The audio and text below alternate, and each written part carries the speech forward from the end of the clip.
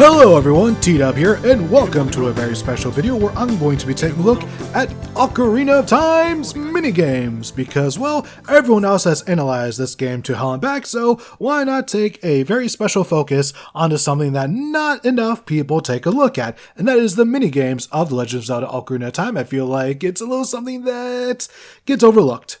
Starting things off, we have the Child's Shooting Gallery. You just gotta shoot all the rupees as they appear. If you get 8 or 9, then you are able to try again for free. Anything less, then you have to pay money to try again. And somehow I won on the first try, and I have to be 100% honest here, I'm playing this on the Nintendo Switch, which has some of the worst sensitivity I've ever seen with N64 controls, yet somehow right here I was able to actually win this on my first attempt. Like, the footage you're seeing of just me being absolutely frozen, that's not anything wrong with the game, that's me being in absolute legitimate shock.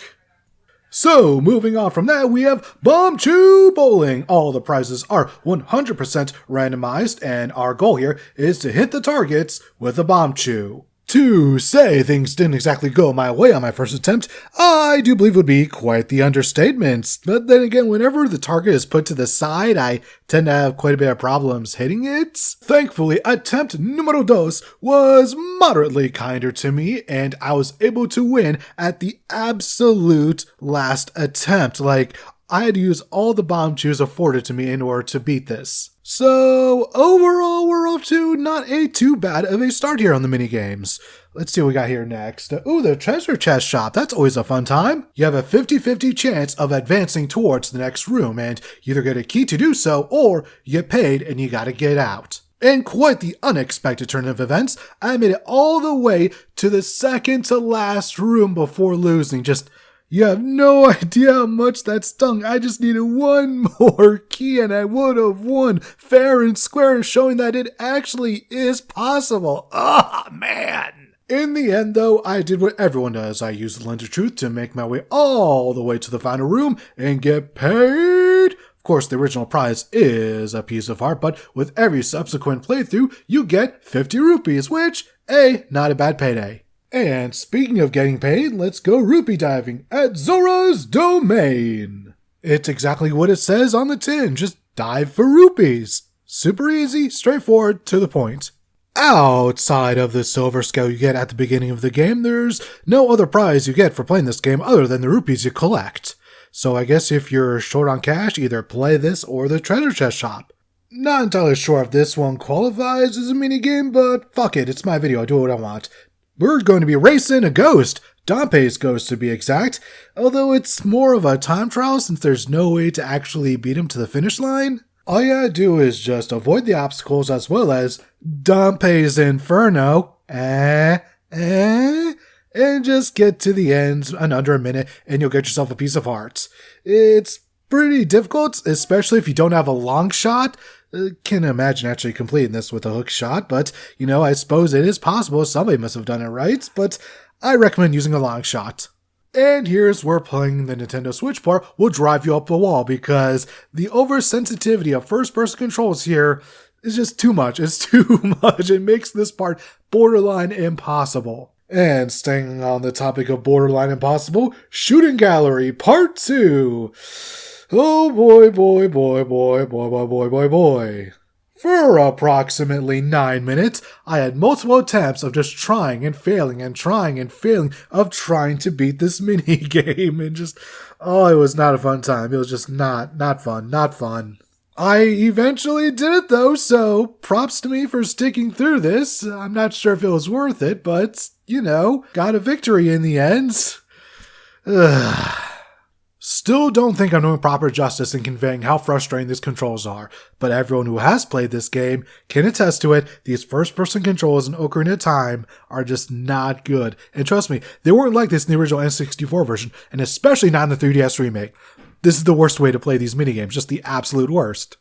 Alright, let's hop back onto the positivity train, or I guess the positivity horse, as we try to complete a time trial at Lon Lon Ranch. All we have to do is complete 2 laps in under 50 seconds, and on top of that, we have to hop over these fences along the way, and let me tell you, you need proper timing in order to hop over them, because just 1 millisecond off it feels like, and you're screwed. First attempt didn't quite go so well. Second attempt, however, I ended up finishing. Hey, that's pretty cool, especially because on both the N64 and 3DS remake, I was not able to ever beat this minigame. And yet somehow, in the worst version, I was able to beat it in just 2 tries. And what's the prize? Well, you'll have to stick around for the stinger to find out.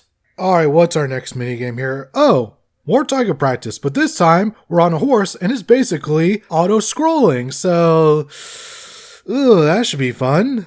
Thankfully, I was able to finish it in one go, and I was not going to press my luck here, so we're just gonna mosey right along to our final minigame of the video. And what we have here is the most relaxing one, fishing. Nice, simple, easy.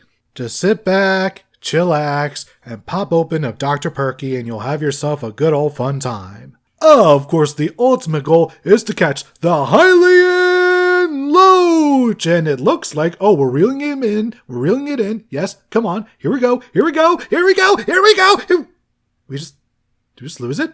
Fuck! Everything's good. Everything's fine. Everything is good old space dandy. And those, my friends, were the minigames of The Legend of Zelda Ocarina of Time. I know I probably missed a few here and there, but these were the ones that I remembered off the top of the old noggin noodle. And overall, it's mostly a good time, especially if you play this on any version but the Switch in terms of the first-person aiming games, but outside that, the other ones, you'll have a good fun time with. Bomb Tube Bowling and Treasure Chest Shop being personal highlights for me, and I would like to know what your favorite minigames from Ocarina of Time are. Let me know in the comments section. As for what's next, unfortunately, there probably won't be another update for quite some time, as for the next few weeks, I'll be packing up and moving, so oh boy, that's gonna be a good old fun time. Really hate to leave you guys hanging. I'll try to do something over on my Let's Play channel. Until then, I guess I'll see you guys over in the month of May. Hopefully with an AEW Fight Forever video game review. That should be a fun time, yeah? Yeah. I mean, by then the game should be out. If not, then oh boy, oh boy, oh boy, oh boy, boy, boy, boy, boy. But until then, have yourself a nice, safe time.